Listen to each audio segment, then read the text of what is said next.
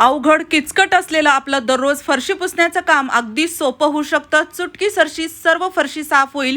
त्यासोबतच बसून फरशी पुसण्याची गरजच पडणार नाही, तेही फक्त एका प्लास्टिक बॉटलच्या मदतीने। तुम्हीही अशा प्रकारे फरशी पुसत असाल तर आजच बंद करा, कारण की अशा प्रकारे फरशी बऱ्याच जणांना पुसायला आवडत नाही। खूप जास्त गुडघ्यांचा त्रास होतो। बऱ्याच जण काही प्रेग्नन्सी असेल किंवा काही म्हणजे इमर्जन्सी असेल तर अशा वेळेस आपल्याला वेळ मिळत नाही किंवा फरशी पुसायला खूप जास्त अवघड जातं। तर ही ट्रिक तुम्हाला खूप कामी येऊ शकते। वर्षानुवर्ष तुम्ही याचा वापर करू शकता एकदा बनवून, आणि याला बनवण्यासाठी वेगळं असं कोणतं टूल लागत नाही, खर्च नाही, 5 मिनिटात बनवून तयार होतं। चला तर मग एक प्लास्टिकची बॉटल आपण घेऊयात। प्लास्टिकची बॉटल छोटी मोठी अगदी तुमच्यानुसार तुमच्याकडे जी आहे ती घेऊ शकता। माझ्याकडे ही मोठी होती तर मी ही वापरली। यापेक्षा जी छोटी असते ना किंवा त्यापेक्षा जी छोटी असते ना ती जरी वापरली तरी चालतं। आता प्लास्टिकची बॉटल अशा प्रकारे कट करून घ्यायची। थोडासा या म्हणजे तोंडाकडील भाग आपल्याला असा कट करायचा आहे, सरळ रेषेमध्ये त्याला कट करायचं।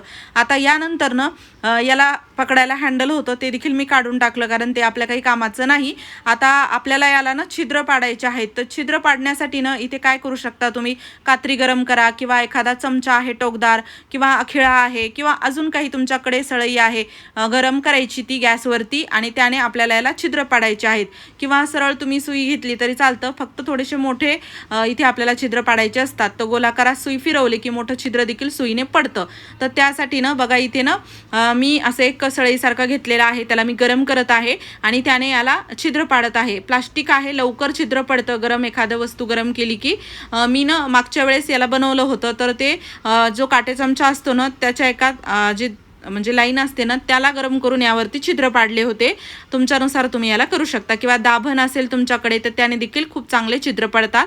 आणि असे थोड्या थोड्या अंतरावर भरपूर असे आपण गोलाकारामध्ये बॉटलच्या छिद्र पाडायचे आहेत। आणि हो, तुम्ही हा व्हिडिओ कोणत्या गावातून किंवा शहरातून बघत आहात ते मला नक्की कॉमेंट बॉक्समध्ये सांगा, जेणेकरून माझा व्हिडिओ कुठे कुठे पोहोचला मला ते कळेल। आता ना एक लाईनमध्ये छिद्र पाडली की त्याच्यावरती आपल्याला इथे छिद्र पाडायचे आहेत। आता बघा खालचे जे 2 छिद्र आहेत त्याच्या सेंटरला वरती एक छिद्र पाडायचं, म्हणजे व्यवस्थित लाईनमध्ये हे छिद्र पडतात आणि नंतर आपण जो याचा वापर करणार आहोत तो देखील व्यवस्थित आपल्याला करता येतो। तर यामध्ये बेसिकली 2 लाईन बनलेल्या आहेत ज्यावरती आपण छिद्र पाडलेले आहेत। दोन्ही लाईन खूपच जास्त सरळ अगदी नॉर्मल आहेत, त्याला काही वेगळं असं करण्याची गरज नाही। आता बॉटलला छिद्र पाडून झाले की आपल्याला एखादा टी शर्ट घ्यायचा आहे। टी शर्ट घ्या, जुना कपडा घ्या, जे असेल तुमच्याकडे तो तुम्ही वापरू शकता। मी इथे जुनं टी शर्ट घेतलेला आहे, दुसऱ्या कलरचं नव्हतं म्हणून पांढरं वापरलं, पण फरशी पुसण्यासाठी काही इतर कामासाठी ना थोडंसं दुसरा कलर असेल तर अजूनच चांगलं। आणि याने फक्त तुमची अशी फरशी साफ होत नाही तर तुमच्या घरातील जाळे, दरवाजे, खिडक्या, अगदी धूळ पूर्णपणे साफ होते। फक्त एकच नाही, मल्टीपर्पज याचे यूज आहेत, भरपूर ठिकाणी तुम्ही याला वापरू शकता। तर इथे बघा आता ना मी टी शर्ट इथे काढून घेतलं।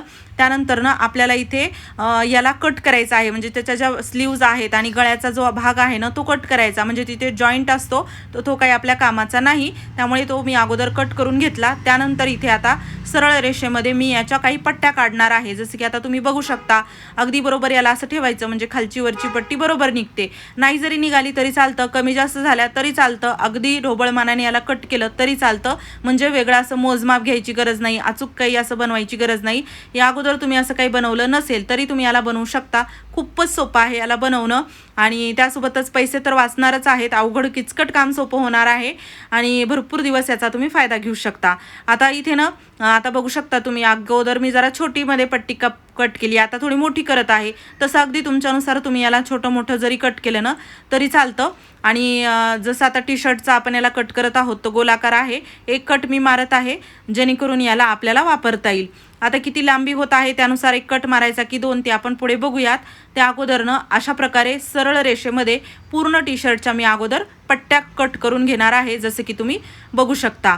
आता इथे 3 पट्ट्या कट केलेल्या आहेत आणि टी शर्ट आहे तर सरळ याला आपण खूप अशा भरपूर पट्ट्या कट करू शकतो। आणि एक पुरेसं होत नसेल, मोठा पोछा झाडू तुम्हाला हवा असेल तर तुम्ही याला काय करू शकता, 2 टी शर्ट देखील बनवलं तरी चालतं किंवा 2 इतर कपडे घेतले, मोठा कपडा असेल ते घेतलं तरी चालतं। आता टी शर्ट आहे, थोडंसं बघू शकता असं इलॅस्टिक सारखं असतं, हे ओढलं की थोडंसं स्ट्रेच होतं, तर अशा पट्ट्या ओढून घ्यायच्या, म्हणजे कशा या लांब पट्ट्या होतात। आणि ना अजून दुसरा एक कपडा असतो ज्याच्या की पट्ट्या अशा ओढल्या की दोरीसारख्या तयार होतात, गोलाकारात पूर्ण त्या अशा पीळ त्याला तयार होतो आणि दोरीच तयार होते ओढलं की। पण हा कपडा दुसरा आहे, ओढलं तरी पट्टीच राहत आहे। बाकी तुमचा कपडा तसा असेल तर चांगलं ओढून घ्यायचं, म्हणजे दोरीसारखं ते तयार होतं, म्हणजे अजूनच चांगलं याला वापरता येतं। आता ना थोडी लांबी जास्त होती म्हणून मी याला परत कट केलं, म्हणजे फ्रंटचा टी शर्टचा एक पट्टी मागची एक पट्टी असं म्हणू शकता आपण कट केलेला आहे. आता त्यानंतर प्रत्येक छिद्रातून आपल्याला अशी पट्टी काढायची आहे आणि त्याला गाठ मारायची आहे, जसं की तुम्ही बघू शकता. आता तुम्हाला इथे जर लांब हवं असेल तर तुम्ही याला लांब जरी पट्ट्या ठेवल्या तरी चालतं. इथे देखील असं मोजमाप पट्ट्यांचं घेण्याची गरज नाही, कमी जास्त जरी याची लेंग्थ झाली तरी काहीच हरकत नाही. आणि अशा प्रकारे फक्त आपल्याला याला गाठी मारत जायचं आहे. प्रत्येक खालच्या लाईनमध्ये जे छिद्र आहेत फक्त त्यांनाच, वरच्या लाईनमध्ये जे छिद्र आहेत ना त्याला अजिबात अजून म्हणजे त्यामध्ये कपडा हा टाकायचा नाही. सुरुवातीला खालची लाईन पूर्ण आपल्याला कव्हर करायची आहे, जसे की तुम्ही बघू शकता.